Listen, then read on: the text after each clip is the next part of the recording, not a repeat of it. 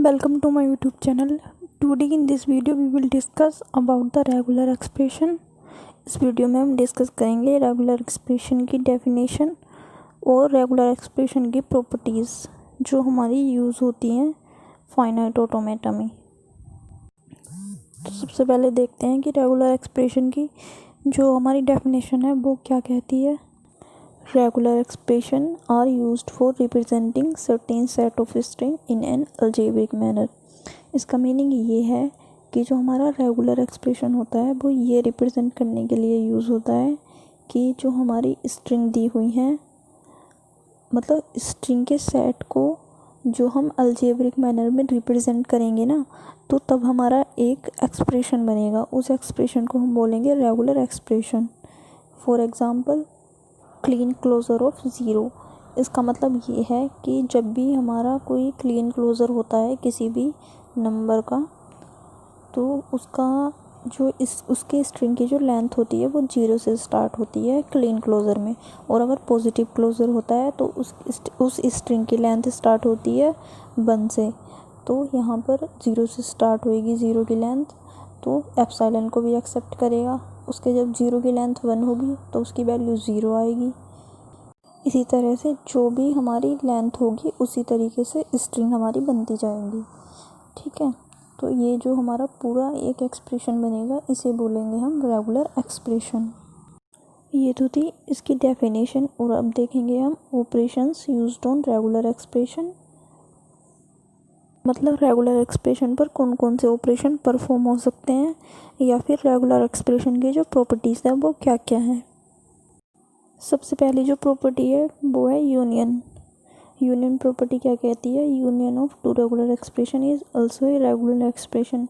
मतलब अगर हमारे पास दो रेगुलर एक्सप्रेशन है और उनका हम यूनियन कर दें तो वो यूनियन करके जो हमारा एक्सप्रेशन हमें मिलेगा वो भी एक रेगुलर एक्सप्रेशन ही होगा।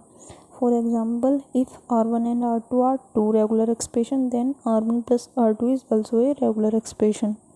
अगर हमारे पास दो रेगुलर एक्सप्रेशन है, कोई भी R1 और R2, और उनका हमने यूनियन कर दिया, मतलब R1 प्लस R2 प्लस कर दिया उनको, तो जो भी हमें रेगुलर एक्सप्रेशन मिलेगा पूरा R1 प्लस R2 का, वो एक रेगुलर एक्सप्रेशन होगा। सेकंड प्रॉपर्टी है कॉनकैटिनेशन।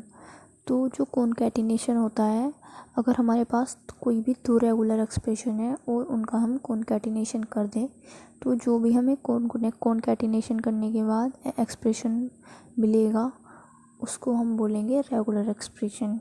फॉर एग्ज़ाम्पल, अगर हमारे पास R1 और R2 नाम के दो एक्सप्रेशन हैं, तो अगर हमने उनका कॉनकैटिनेशन किया तो वो हमें मिला रेगुलर एक्सप्रेशन। बेसिकली कॉनकैटिनेशन का मीनिंग क्या होता है? Series of interconnected things. Next जो प्रॉपर्टी है वो है हमारी क्लोजर प्रॉपर्टी। क्लोजर प्रॉपर्टी ये कहती है कि जो हमारा रेगुलर एक्सप्रेशन है उसका जो क्लोजर होगा वो भी एक रेगुलर एक्सप्रेशन ही होगा। क्लोजर क्या होता है? अभी हमने जब डेफिनेशन देखी थी रेगुलर एक्सप्रेशन की तो उसमें एक क्लोजर यूज़ किया था। फॉर एग्ज़ाम्पल, अगर कोई R एक रेगुलर एक्सप्रेशन है तो R क्लोजर भी एक रेगुलर एक्सप्रेशन ही होगा। नेक्स्ट प्रॉपर्टी है पॉजिटिव क्लोजर। अगर किसी भी रेगुलर एक्सप्रेशन का हम पॉजिटिव क्लोजर कर देते हैं तो जो हमें एक्सप्रेशन मिलता है वो रेगुलर एक्सप्रेशन ही होता है।